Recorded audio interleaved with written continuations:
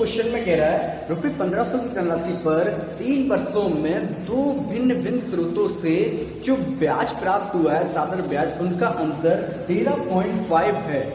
आपसे पूछ रहा है ब्याज की दरों का अंतर कितना होगा। क्वेश्चन को अच्छे समझो। पहले क्वेश्चन में बोल रहा है कि 1500 रुपए थे, दो जगह 1500 रुपए लगाए 3 वर्ष के लिए, ठीक है। एक जगह ब्याज की दर कुछ थी, एक जगह ब्याज की दर कुछ थी, है ना। अब 3 वर्ष में जो साधारण ब्याज प्राप्त हुआ उसका अंतर बोल रहा है 13.5 है। तो आपसे ये पूछ रहा है कि ब्याज की दर कितनी है और फिर उनका अंतर पूछ रहा है कि आपसे जो ब्याज की दर है उन दोनों दरों में कितना अंतर था।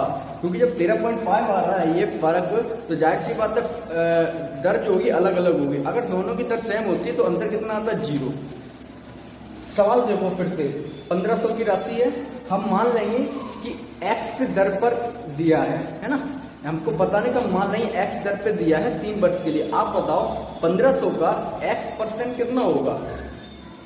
हम निकालते थे 5%, तब क्या करते थे, सारे नंबर होते हैं 100%, तो सबसे पहले हम 1% निकालते थे। हमने 100 का डिवाइड लगा दी, ये कितना रहेगा आपका 1%, ठीक है। और आपको दिया हुआ x% पे, इसलिए हमने कर दिया x का मल्टी, तो आपका ये आ गया 1 वर्ष का ब्याज x दर पर। लेकिन ये 3 वर्ष का बोल रहे हैं, तो 3 का हमने कर दिया इसमें मल्टी, ये 3 वर्ष का x दर पर ब्याज आ गया, ठीक है। इसी तरह जो दूसरी जगह थी, दूसरी जगह पे मान लेते हैं y दर पर दिया हुआ था, तो 3 वर्ष में उसका कितना होगा 1500/100 मल्टीप्लाई, ठीक। फिर से समझ लो, हर नंबर होता है 100%, हमने मान लिया x% पे दिया था, तो हमने 100 का डिवाइड लगा दिया, तो आपका रहेगा 1%। 1% पे हमने x का मल्टी कर दिया, आपका निकल के आ गया x% 1 वर्ष का। अब 3 वर्ष का पूछ रहा है तो 3 का मल्टी कर दिया, है ना। अब जब 5% पे होता तो हम 5 का मल्टी करते ना, यहाँ पर 100 का डिवाइड दिया 5 का मल्टी, लेकिन यहाँ पर हमें पता नहीं दर कितनी है, इसलिए हमने मान लिया x और y।